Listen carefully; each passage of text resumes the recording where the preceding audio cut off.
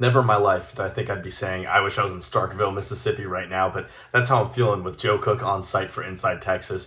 I'm back home here in Austin, just recovering from that win. I thought I would be recording a pretty solemn post game reaction, but here we are. Texas wins 45-38 in Starkville. Did any of you expect Texas's offense to put up 45 points in a comeback win in this game? If you had told me that Mississippi State was up 17 entering the fourth quarter, I would have said the game was over. The game would have been already over at that point.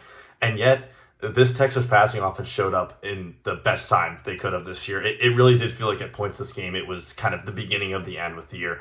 All of the distractions of Sark to the NFL before this game were annoying and frankly unnecessary. I don't know why it got the hype that it got from a little footnote at the end of an article, but here we are. And so it kind of had a toxic relationship with how this game ended up going until that fourth quarter where you saw Arch Manning really come into his own. I mean, we saw it a bit against Florida with that solo playmaking, but he hasn't had a better play this year than that. Roll out against the pressure, deep bomb to Ryan Wingo that gets the touchdown, and then it doesn't quite get the touchdown, but 3 plays later, even after a false start, he finds Parker Livingston in the end zone.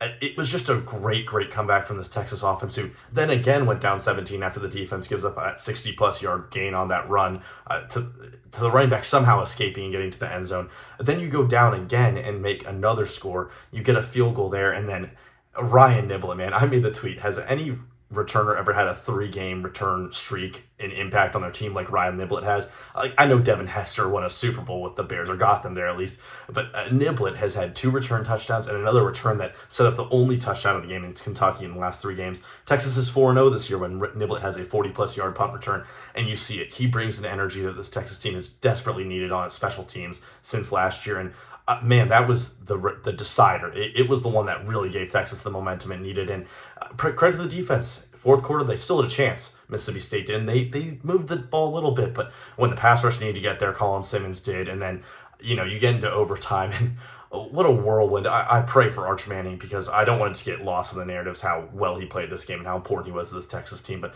Matthew Caldwell with a dime to Emmett Mosley, touchdown. The defense shows up. Texas is somehow 6-2. They're going to make a bowl game, which I know some people were questioning before this. They've got Vanderbilt next week. Who knows what's going to happen with Manning? We already know Taft's not going to play. At least Texas won, and that's what fans can hold on to. And it's a fun win in a year that may not end up being so fun when you look at it in the record book. So at least Texas got that dub.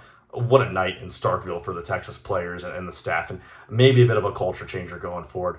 I've been Evan Vieth with Inside Texas. This has been the post-game reaction. Make sure you're going to Inside Texas and subscribing to both the YouTube and the overall channel with us. Thank y'all so much for watching.